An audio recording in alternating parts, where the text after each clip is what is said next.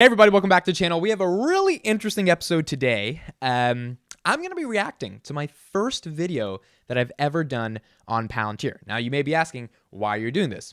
To be honest, I was just like feeling a little nostalgic. I started YouTube November, I think like 15th, 2021. It's like April 15th, it's April 18th. So it's December, January, February, March, April, about 5 months since I started.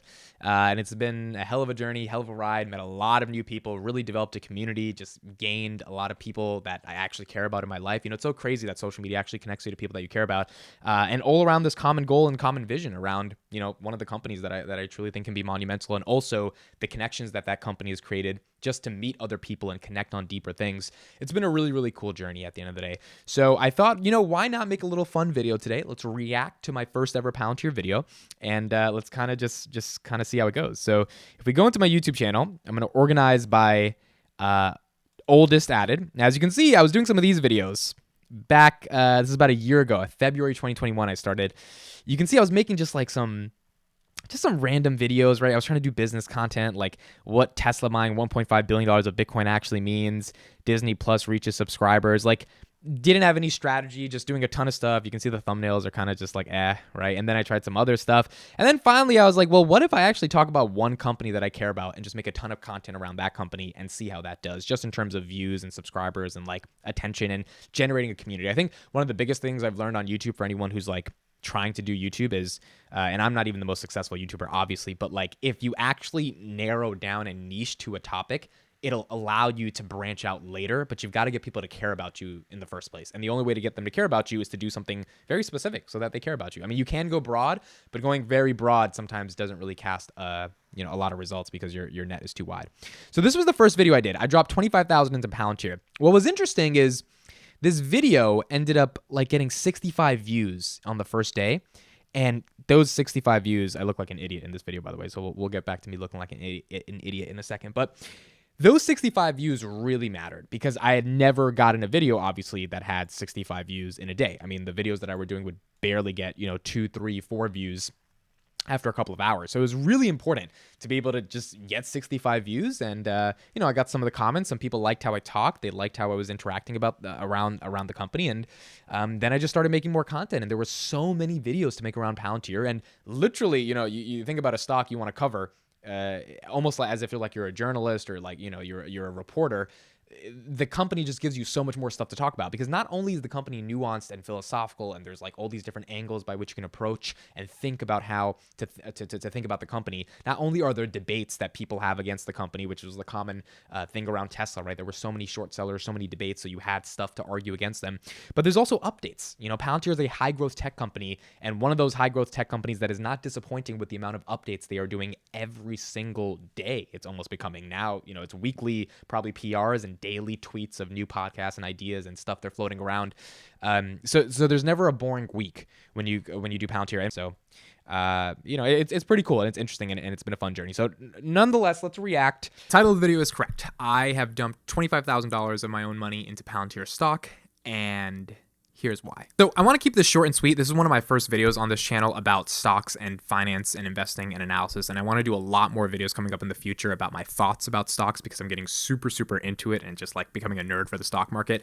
But Palantir is one of the first stocks that I have gone deep into because of the research I've done, because of the analysis I've done, and ultimately because I think this is going to make me a lot of money. So first, let me show a screen. Still true. I still think Palantir is gonna make me a lot of money. I think Palantir was at like $20 during this time, and now Palantir is at 12. We hit like below 12 today, but I think Palantir is gonna make me a lot of money. I'm being very honest. Now I have 40,000, not 25,000, so I've upped the antics and the stakes in the company, and yeah, we'll see how it turns out. By the way I look, you see my hairline here? Like the barber totally messed it up. He like didn't cut the hair correctly. That's why it's like looking kind of weird, and the beard also wasn't that like it wasn't the best. But I still made the video. I was like, screw it. Screenshot here somewhere to show that I'm not lying. I am down around 3 grand right now, which is totally 3 grand. Oh, how much I would wish to be down only 3 grand. Oh, how much I would wish. I had 1,017 shares at the time. Palantir was $22.80. My average was 25. Now my average is 20, and Palantir is like 12. Fine. My average is about 25, 37. I want to get it down to like maybe 24. Yes, I did buy a little bit higher, but I'm not too worried because I am a long-term investor. So the short-term movements between 22, 23, 24, 25, it's not the biggest deal for me because this is a stock that I see becoming $200 in the next 5, 6, 7 years. So I'm going to be doing a lot more videos in the future around Palantir and around other stocks that I'm interested in and just finance and investing in general. But here's some of the core reasons why I invested a lot of money into Palantir. Number one, I think they have a technology solution that other companies are not going to be able to match no matter how hard they try, given the history of this company in particular. One of the things to understand about Palantir is that they've been a company that's been started for the past 17 years, right? They didn't just start yesterday. Their direct public listing back in 2020 was after 17 years of developing the product. So when you have a company that's been doing something for 17 years and ultimately developing a product for 17 years, you end up having a really, really good product that is able to go to market and establish itself because it has been building itself. It's gone through all the trial, experimentation, and failure over the past basically 2 decades. That's still true. I mean, Palantir, they really started getting into the public eye in 2020. Obviously, when they went public, people are like, oh, that's a bad thing. They haven't made a profit for 17 years. When in reality, they were being subsidized by some of the biggest venture capital firms in the world, like the CIA, to be able to develop a phenomenal product. So to me, 17 years of developing and trying stuff out and then going public, like that makes a lot of sense. And what other companies have the luxury of being able to say that? So I was ultimately really impressed with the product. Now, what is the product that they offer? I know that it's really hard sometimes for people to understand what Palantir does and sort of like get their mind across what the company really is. But essentially, it's actually very simple to me once I started to do a little bit of research, which is your company, which is most companies in the world, has data.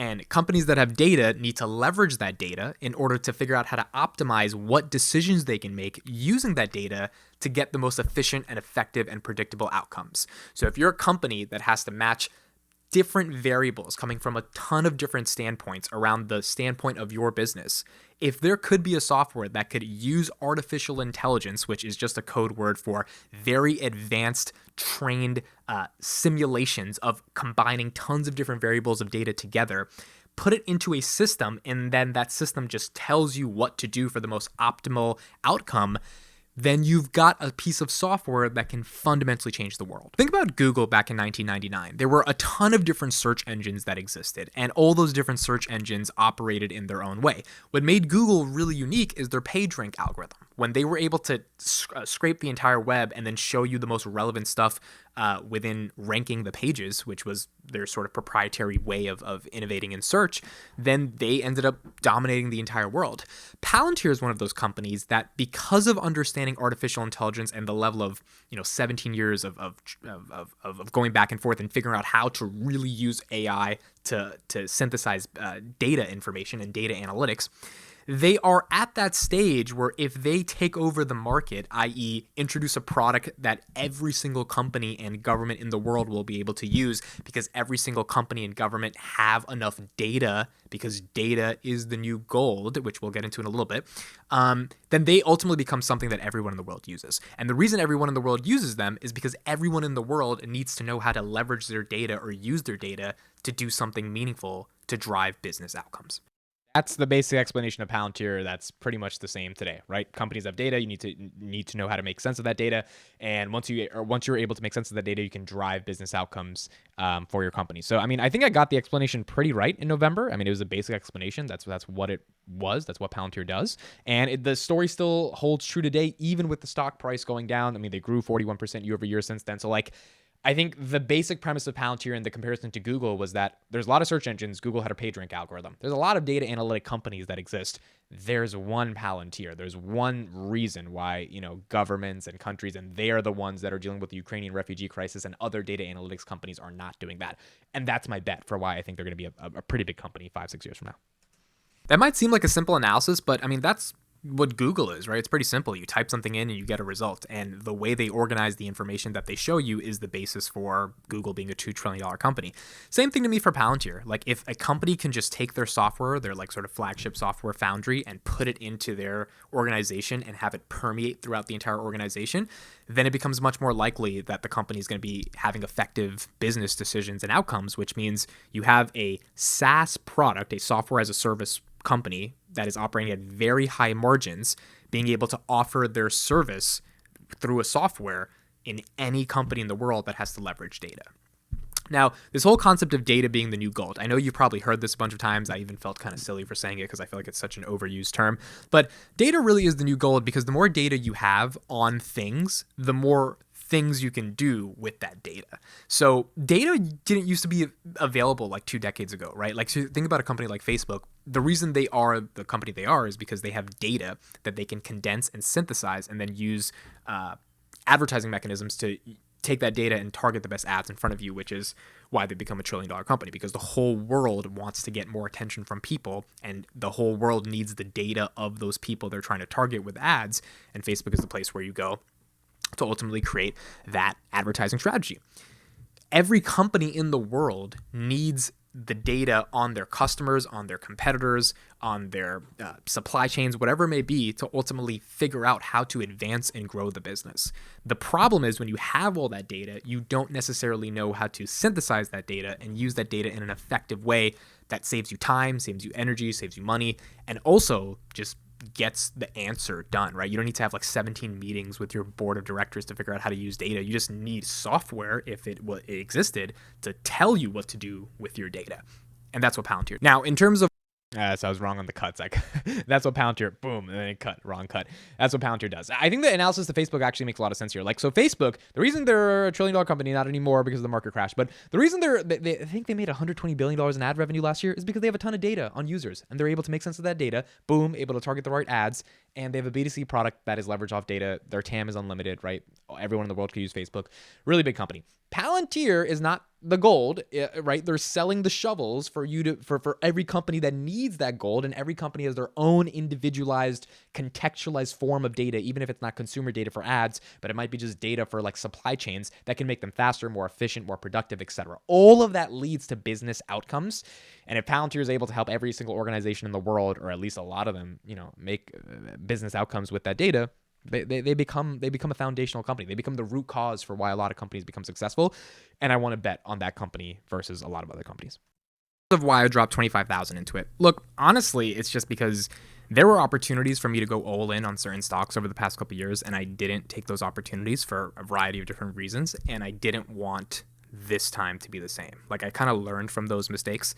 There were opportunities where I could have gone all in on Shopify when it was like $100, or all in on Tesla when it was also like $200 pre-split, and I didn't do that. And it's got to the point where if you don't learn from your mistakes, you're not going to become a better investor. So for me, this is not all of my portfolio. I would say it's about like 40% of my portfolio, but it is a sizable amount that I wanted to put in there, and I'm probably going to put in another $5-6 grand and just see how it plays out. Ultimately, I have this for the next 5-6 years on the time horizon, even the decade. I don't need this 25,000 right now. So if it goes down to 10,000 because there's a major drop, okay. Well, you said if it happened. Thankfully, I didn't need that 25,000. I actually pummeled a bunch more money into Palantir, but yeah, that definitely happened. More. And this is the beauty of having conviction in a stock and really believing and trusting in the long-term vision and understanding what your company does. Because as of the Q3 earnings, it dropped like 18%. And I was like, okay, like the day it dropped, I added another $3 grand into it. And the reason for that was just because I understand what I'm investing in. I understand what I'm going to ultimately expect. I don't have short-term expectations. I have long-term expectations. So this money to me is going to quadruple, if not more, in the next 5, 6, 7 years. And I think that's pretty good to put 25,000 in and then get 100,000 back 5, 6 years from now. To me, that like seems like it makes sense.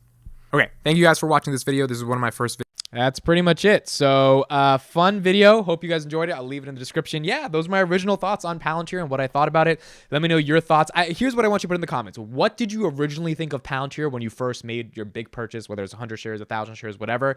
And what do you think of it now? Has your thesis changed? Has your sentiment changed? Has your conviction changed? Mine has only gone deeper and deeper and deeper. I think the market totally is missing it. They don't get it. And when they do get it, it's going to be a phenomenal, phenomenal story. And I'll be able to say that I was there from the beginning, or from what at least was my beginning, which is April 2021. November is when I started making content about it. And it's been a fun journey and a fun ride to be part of the community. Thank you guys so much for watching. Leave your comments below, and I'll see you in the next one.